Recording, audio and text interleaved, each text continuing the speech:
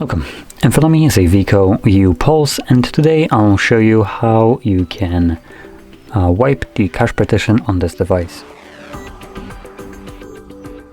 So to get started, we're gonna hold our power button and then select power off. And when the device turns off, you wanna hold power button and volume up at the same time.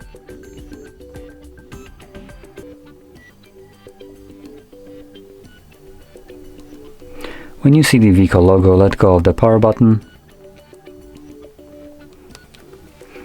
and this will take us into the recovery mode. Now in here, using your volume buttons, either up or down, you want to navigate in order to select wipe cache partition and then confirm it with the power button.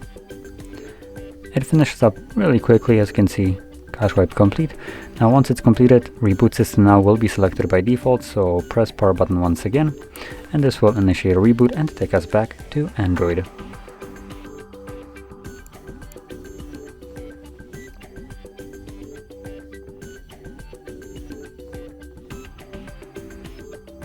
And as you can see, we're now back in Android. So if you found this very helpful, don't forget to hit like, subscribe, and thanks for watching.